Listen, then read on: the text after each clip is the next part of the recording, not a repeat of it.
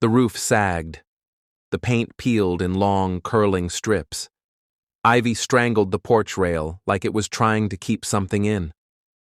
I stood at the gate of my grandmother's old house, abandoned for over a decade, wondering why she'd left this to me in her will.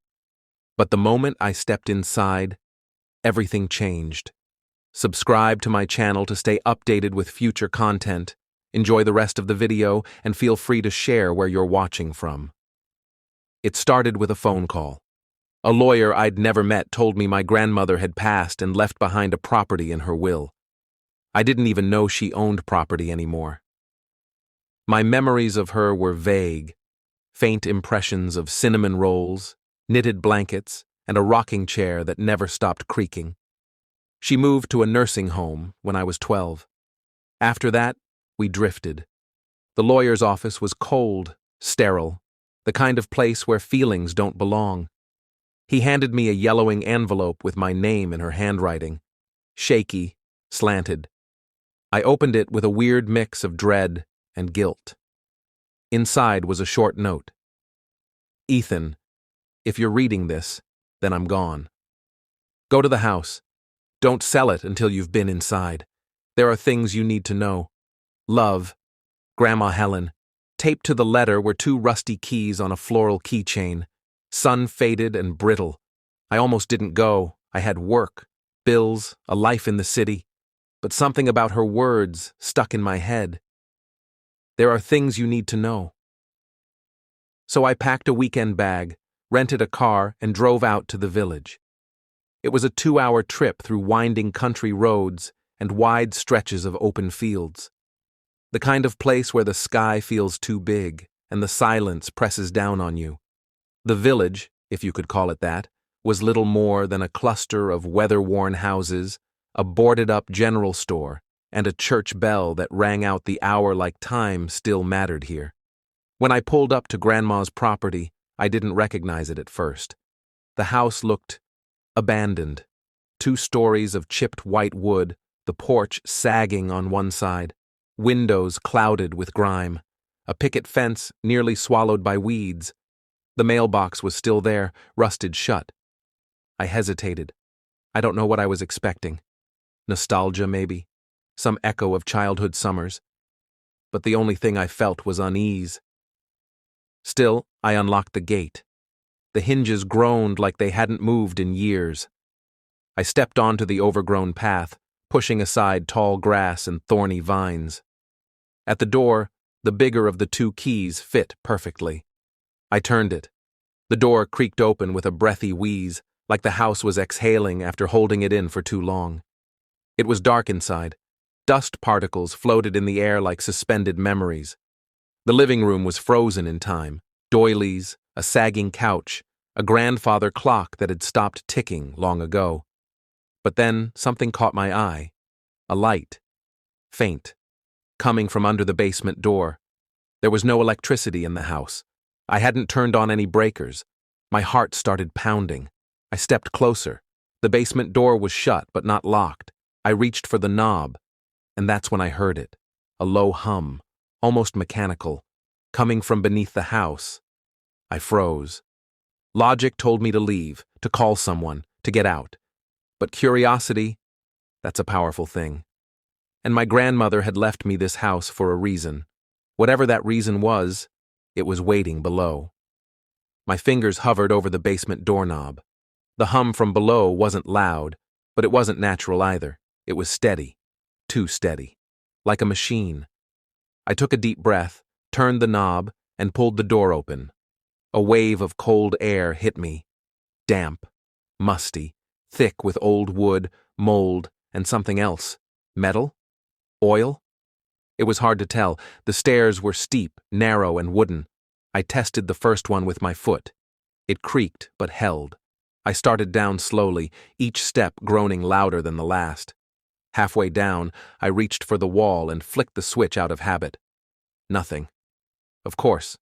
The place had no power, but the hum was clearer now, coming from the far end of the basement. I pulled out my phone and turned on the flashlight. That's when I noticed the floor. It wasn't concrete like most basements. It was dirt. Uneven, packed down earth. Footprints were visible even after all these years, some larger, some smaller, all old. The beam of my phone swept across old shelves, canning jars, boxes of faded Christmas decorations, rusted tools, and then landed on something strange, a metal hatch. It was bolted into the ground, rectangular, with a thick iron handle, like a storm cellar, but inside the basement. The humming sound was definitely coming from behind it. I knelt down and touched the handle, ice cold. I hesitated for a moment, then pulled. It groaned as it opened, revealing a narrow passage beneath the house, walls lined with smooth wood panels, dim yellow lights flickering from small lanterns strung along the ceiling. The hum was louder now, almost rhythmic. I should have walked away, but something about this, about all of it, felt like a test. My grandmother wanted me to find this. I climbed down the short ladder, boots hitting solid wood at the bottom. The tunnel was maybe 5 feet tall. I had to hunch as I moved through it. My heart was racing. My palms were sweating. After about 30 feet, the tunnel opened into a hidden room.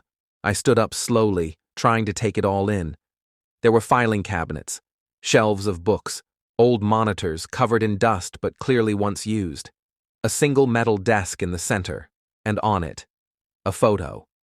It was a black and white picture of a woman in a military uniform, strong, confident, eyes focused like she knew exactly who she was.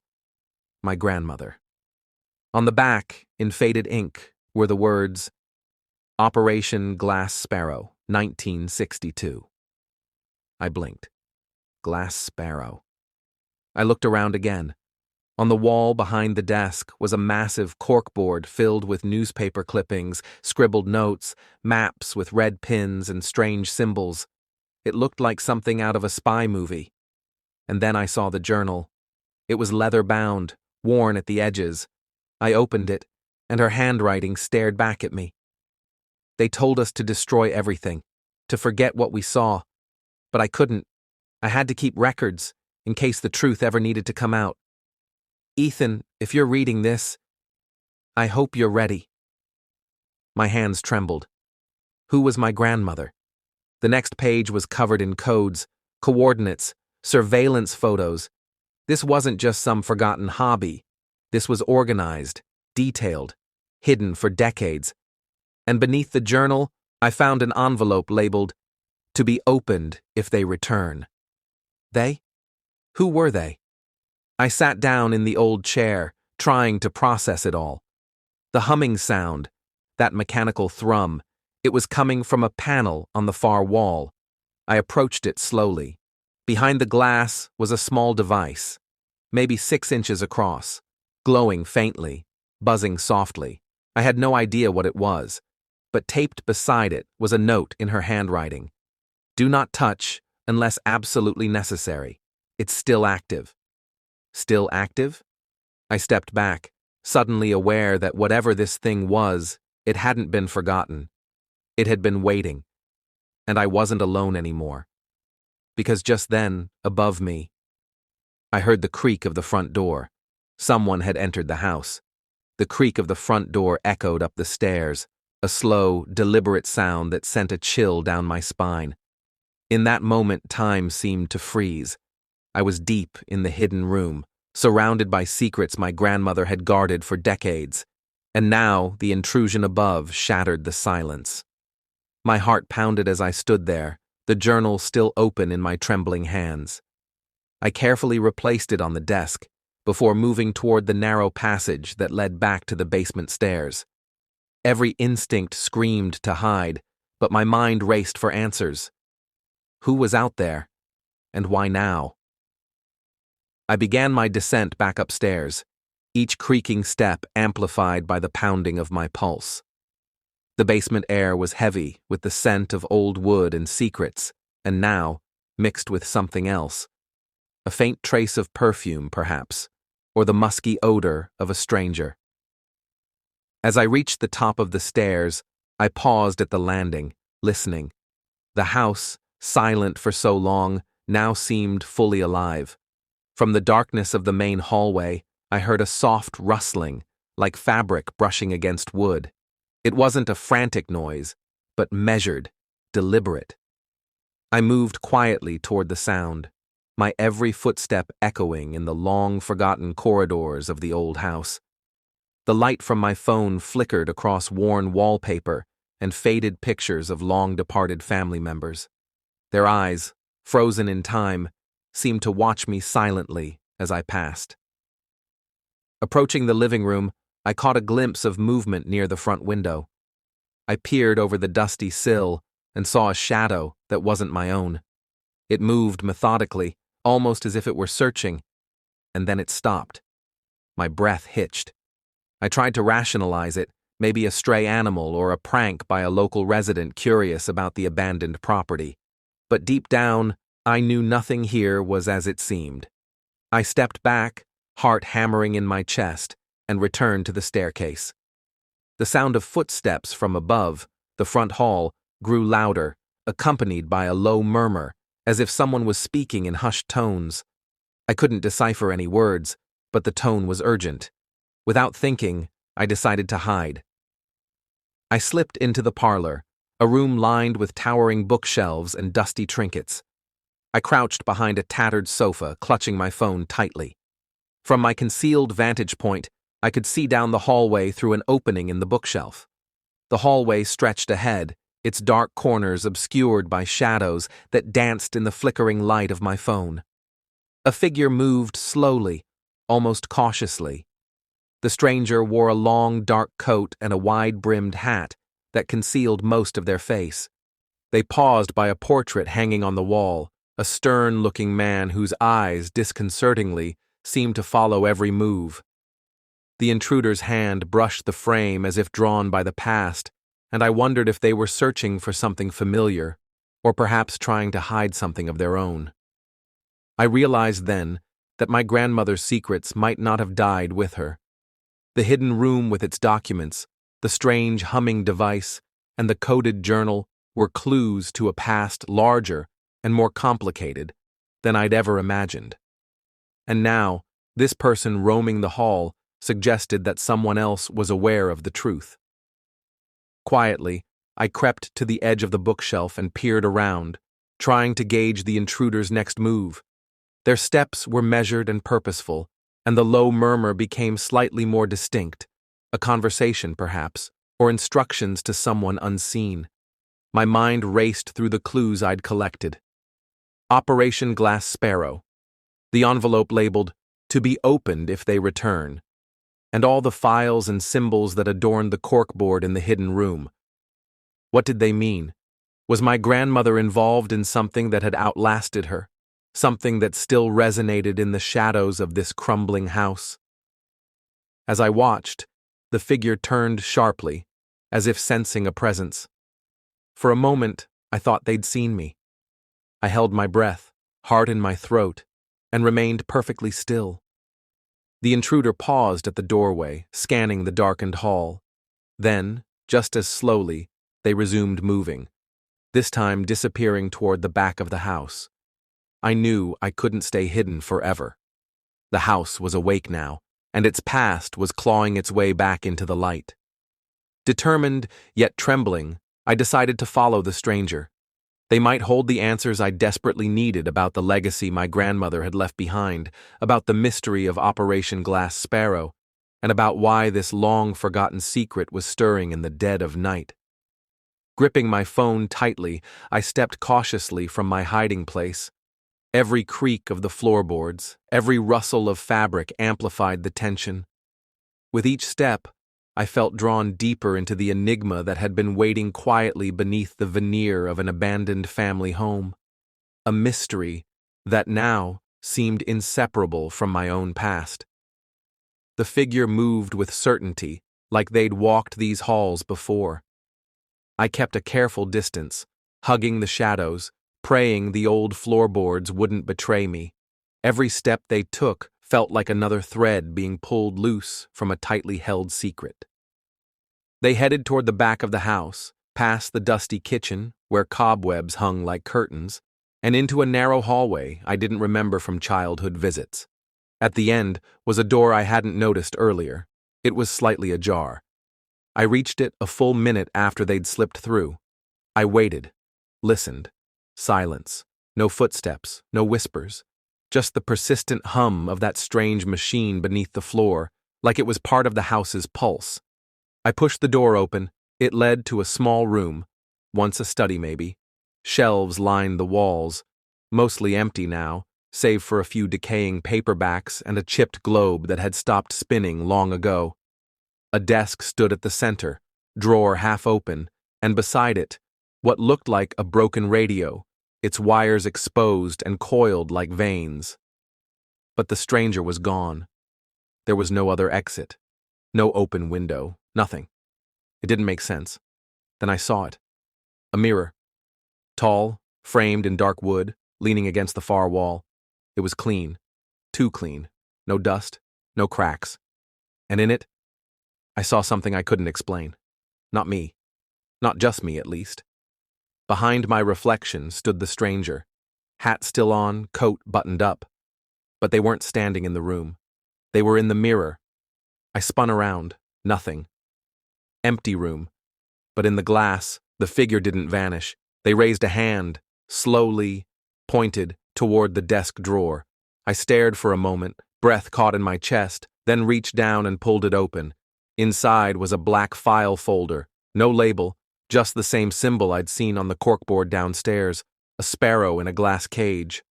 I pulled it out, opened it. Inside were documents stamped classified in red, a grainy photo of what looked like a glowing orb buried in the ground, surrounded by men in hazmat suits. Coordinates, one set circled twice in red ink, a typed report with words like anomaly, containment breach, and cognitive distortion. Then I found her name. Helen L. Mercer, my grandmother. She hadn't just witnessed something.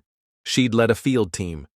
A memo, dated 1963, read, "Mercer's judgment remains sound. Despite her refusal to decommission the object, her loyalty is not in question. Recommend continued monitoring and discretion." Monitoring? Discretion? It suddenly made sense why she moved to this house after retiring, why she isolated herself, why she never spoke about her past. She hadn't just been hiding the truth. She'd been guarding it. I looked back at the mirror. The figure was gone.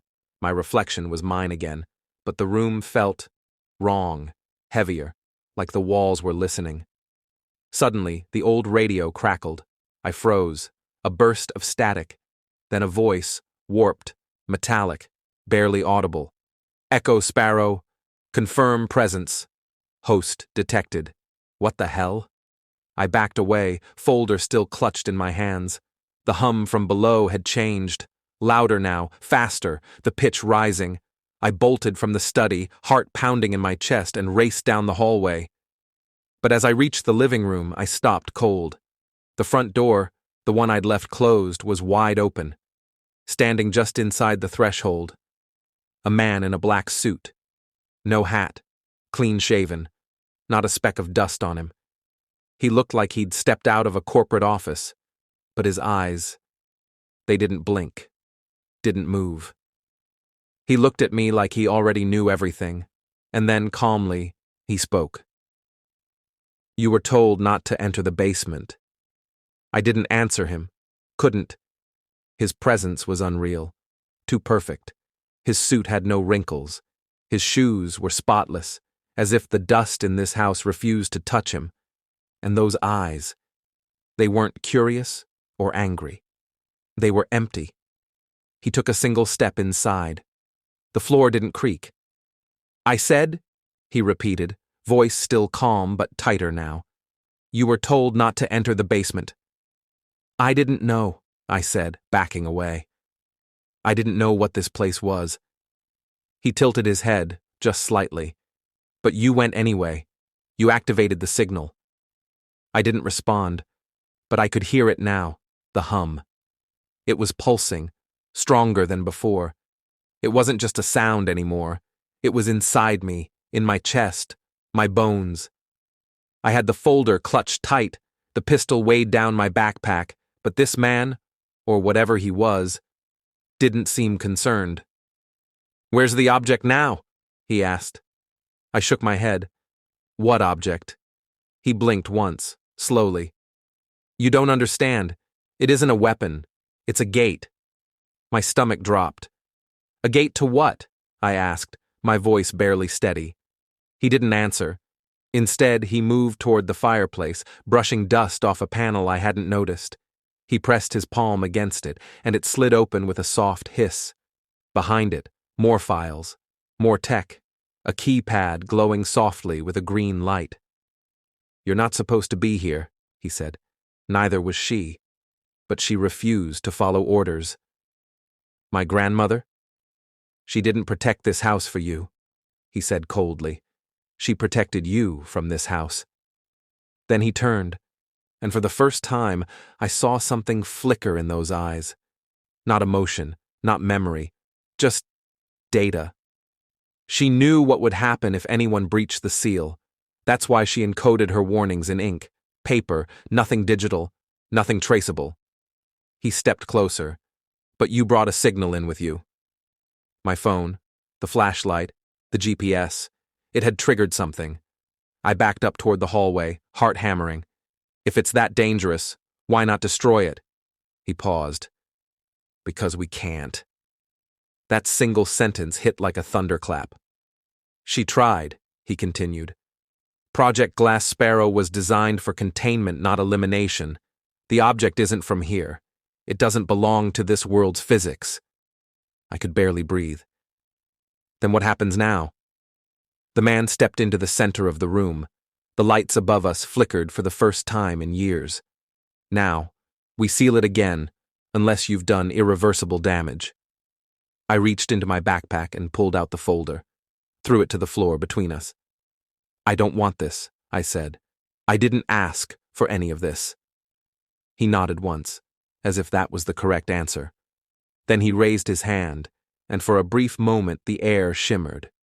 Not like heat, like reality itself had a crack running through it. Behind him, the fireplace glowed. I don't know what I expected. Flames, light, heat. But it was cold, like space, and then I saw it. The device, the one in the basement, appeared in the air, suspended like it had been waiting all this time. The man looked at it with something resembling respect. She bought us 50 years, he said. We don't get that kind of luck twice. The object pulsed once and the hum vanished. Just like that. Gone. And so was he. The man disappeared, mid-step. No flash, no sound, just absence. The house fell into complete silence. No creaking, no static, no hum. I didn't know how long I stood there. But when I moved again, I walked out the front door into the cold morning air, the sky stained with the first hint of dawn. I didn't look back. It's been 6 weeks. I haven't returned to the house. The property is now marked as a federal no-access zone. The lawyer won't take my calls. But sometimes I hear it again. The hum. Faint at first. Through my phone, my speakers, in the walls, like a memory, or a warning. I don't know what my grandmother was protecting, but whatever it was, I don't think it's finished with me. Not yet. If you enjoyed this story, don't forget to like, comment, and subscribe.